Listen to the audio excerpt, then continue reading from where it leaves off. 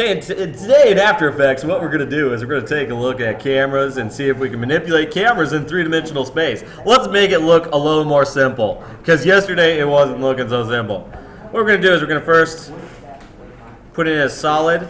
I'm just going to put a black solid. We're going to do black with white. Next thing I'm going to do is I'm going to go New, Text Layer.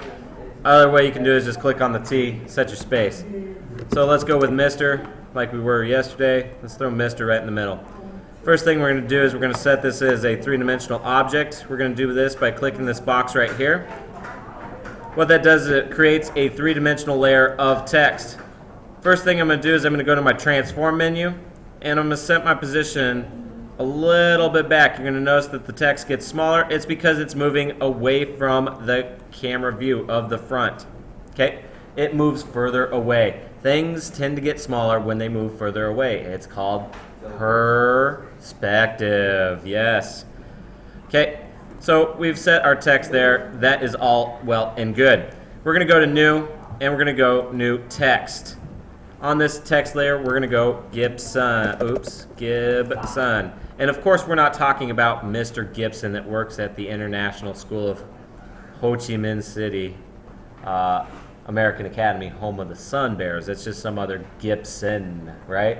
There's plenty of them out there. What we're going to do is we're going to make it also into a three-dimensional layer.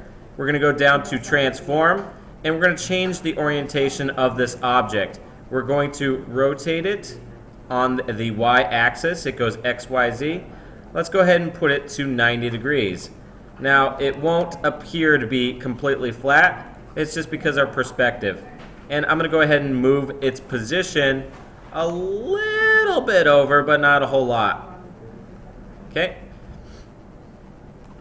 What we could then do is go ahead and put the is in, but let's do that a little bit later. What we're going to then do is insert a camera. What cameras allow you to do is maneuver around within the three-dimensional space, which is being displayed on a two-dimensional screen, but in reality, it's actually three-dimensional because you can touch and move it. Whoa. We're getting into some abstract thinking, which After Effects really tends to support. So we're going to drop a camera in. We're going to use the default settings on the camera. Now at this point, what we need to do is we need to put it to two views. I like having two views because then you can kind of see what's happening around these different objects. The two views we're going to set, is we're going to have this one be camera one, and we're going to keep this as front. Okay. Now, just to show you what it looks like when you have the camera on there, the pink square on this front view shows the line of sight of the camera. That's the dimensions that the camera can see. And if we go to transform and change the position a little bit, you'll notice on the camera view on the right that Mr. is moving. But on the front view, Mr. is not moving. The pink square is moving. That is how big the camera can see. So what we're going to do is we're going to get it so the camera cannot see the Gibson part. What we're going to do is we're going to move it forward until the Gibson part is out of frame.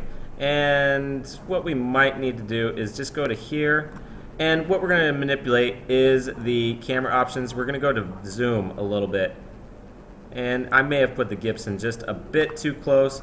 It's easily fixed. We'll just go here and move it back. Problem solved.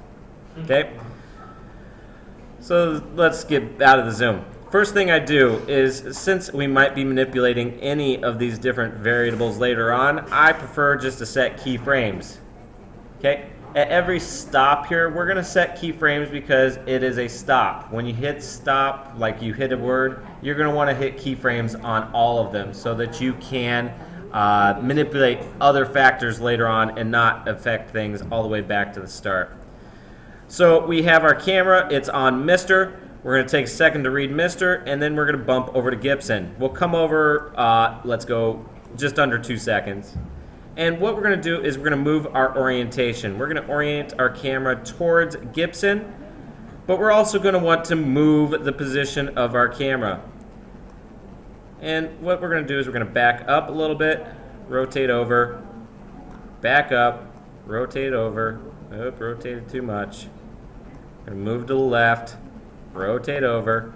When you're first getting used to the camera, I find that it's a little bit easier to just go into these manual manipulations rather than starting to adjust the camera via just dragging and dropping. I think it gives you a little bit more control until you get used to working within that three-dimensional space. So, and then rotate. It just takes a little second to get it moved over. And over and over and over. Oh, yes. Oh, it's getting there, isn't it? Is that good enough? I think so. Okay. So I go ahead and hit my other keyframes. Boom, boom, boom. Just so that you have the 5 keyframes all the way down. It allows you to make adjustments on, let's just say do it. And then you'll find out later why. Okay? It's one of those things, like if you make an adjustment in your Z rotation later on, it's going to affect your camera all the way back to the start.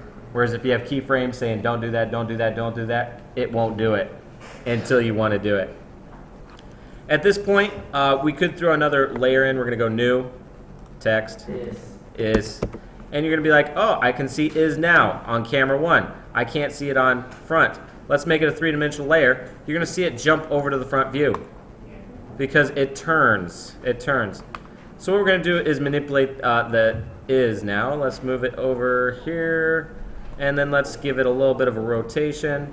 Again, I'm using the menus rather than the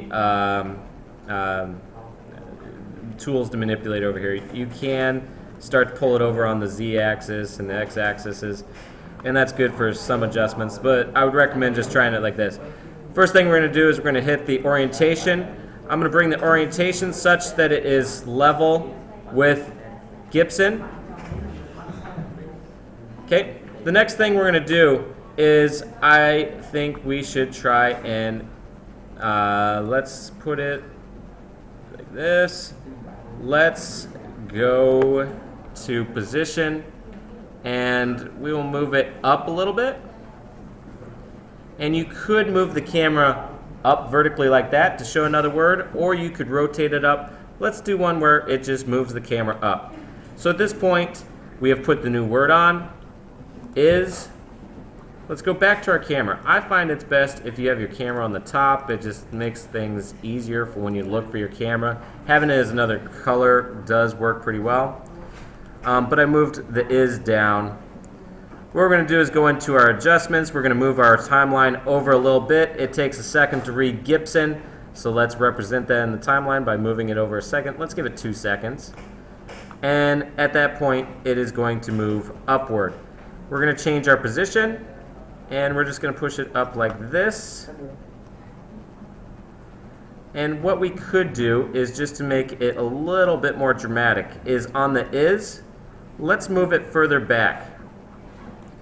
Let's move it backwards so that we're zooming towards it a little bit. So let's go Gibson is, and we have moved the is back, and let's move the position of our camera over to show that is there. Move it up. Oh boy. And we're like this.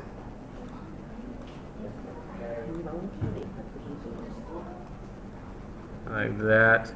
And then we could zoom it in just a little bit. So again, hit your keyframes, and you'll notice as we play this, we're going to go, there we go, Mr. Gibson, and then you can see the is kind of in there. The is kind of is over the shoulder of the Gibson. So they're working with this. You can work with things being on an angle. You can work with things being sideways, any which way. The next level would be working with opacity, but let's not go there yet. So this is the quick tutorial. I'm going to ask in this assignment that you make a sentence that is revealed through three-dimensional camera motion, through virtual space. The end.